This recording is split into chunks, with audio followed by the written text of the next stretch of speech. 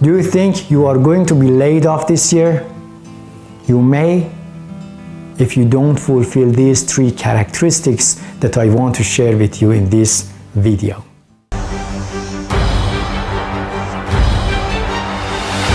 Hello, my name is Kamran Akbarzadeh, founder of Dream Achievers Academy and author of award-winning books Leadership Soup and Get What You Want.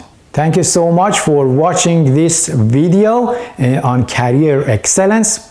In this video, I want to share with you 3 characteristics that if you do not fulfill, you may be laid off this year. You know, over the past few years, many companies have gone through major reorganizations and downsizing and right-sizing to cut the cost and to survive and to respond to their shareholders. And that's why it's important to know what they're really looking for in employees and who they want to keep and who they want to let go if things get even worse. Based on my experience and the observation of the trends that I've had, I believe that companies are looking for 3 areas in their employees, 3 areas that they want them to get stronger or be strong if they want to stay with the company long term. So in this video, I want to share with you these 3 characteristics, these 3 things that employers are looking for. The first one is competence. We know competency, but majority of us think of competency as just technical competency. Competence is about knowledge and application of the knowledge in any area. So don't think of competency just in the technical area that you are dealing with. Think of also non-technical competencies. You may have your technical competency well developed, but if you haven't worked on your interpersonal skills, if you haven't worked on your communication skills, on your listening skills, on your leadership skills, on your negotiation skills, on your stakeholder engagement skills, on even your sales skills, on marketing skills. Things have changed on the competency side. Companies now expect everyone to know more about marketing, how to deliver the message, how to sell something, sell ideas, how to present properly to the audience that they have, even if it's internal audience, to the management team.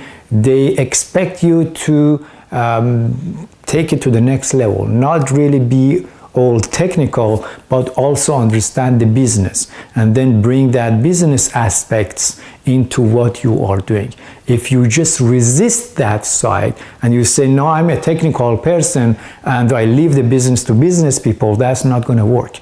The companies are looking for those who are open to boost their competency and expand it to the functional side, to non-technical side, to business side, to sales side, to marketing side, to implementation of that and bringing value in based on that. So competency is not just about technical competency, it's also about non-technical competency. And I urge you to work on the non-technical side more, because I know that everyone is really good in their technical side. Even if they are not that much, they gain experience, they try new things, they may take trainings, but don't just stop at the technical training and technical knowledge gain. Just move toward also the non-technical side and link the two. That's what businesses like the most. When you when you integrate the non-technical side to the technical side, and you make yourself stronger and equip yourself with variety of skills when it comes to the non-technical side. And if, let's say, you and a peer are at the same level of technical competency, if it comes to a point that your employer has to decide between you two, they normally go with the one who is better in the non-technical side. They can convey the message, the results in a business-oriented manner. They can say how the business can sell and apply this, and they have other ideas that brings more business, these sort of things. So if you haven't thought about that, and if you can do a training on the non-technical side, do that and convince your employer that this is important, because then I can link my technical competency with this non-technical skill and become a more effective employee or team member. Okay, so that's the first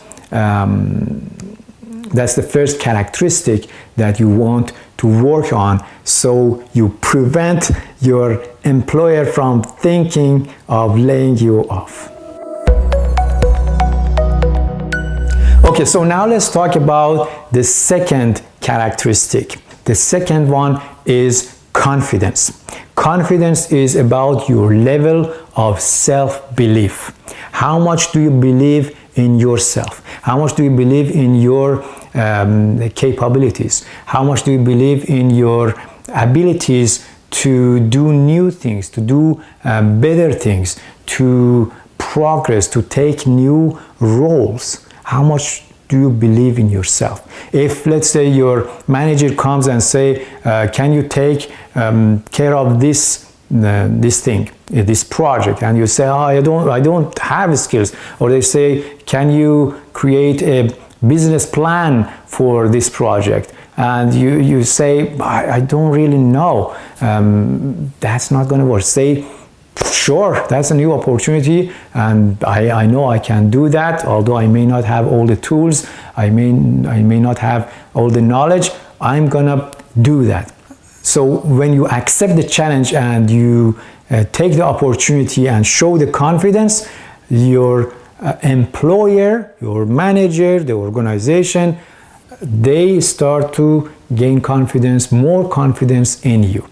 So do you believe in yourself? Do you believe in your capabilities? Do you believe in your abilities?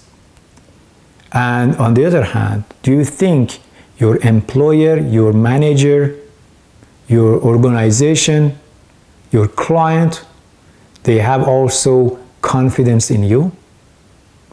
If you believe that you are capable of doing things, and if you believe that your employer has belief in you, you're going to succeed. You're going to stay. They want you there. But if you're not sure, and if you have resisted change, if you have not taken the opportunities, but you haven't heard much about it, I doubt that's good news. because many times we don't hear anything. We think everything's normal. But then one day we go to work, and the news is, sorry, we have to let you go. So you have to become more visible by showing confidence in doing new things, higher level things, and that way you convey the message to the management team that you are ready to take more challenging roles. You have the confidence. And when you show confidence in yourself, your employer also will gain more confidence in you and give you more opportunities, and they want to keep you. Okay, so let's talk about the third characteristic that employers are looking for. And this is really something that has become a trend, and that's productivity. Yes, productivity. Many times we link productivity to doing more with less. But in business terms, when employers talk about productivity, in their minds, a measure of ROI, return on investment. They have hired you, right? You have some value for them, and now they want some return on it, on that investment. With productivity, when they bring this keyword of productivity, agile, this sort of things, they mean not just do more in less time, but they say bring more value in a shorter period of time, faster. Bring more value. Now, with businesses, value equals money. They link everything to money because that's a business, right? So when you are asked what value this project has or what value you're adding, it means how much money you are bringing to the table. Like this project, for example, that you're working on, or the way that you're working on, this training you're going to get. What value does it add? It means how much money can it bring to business?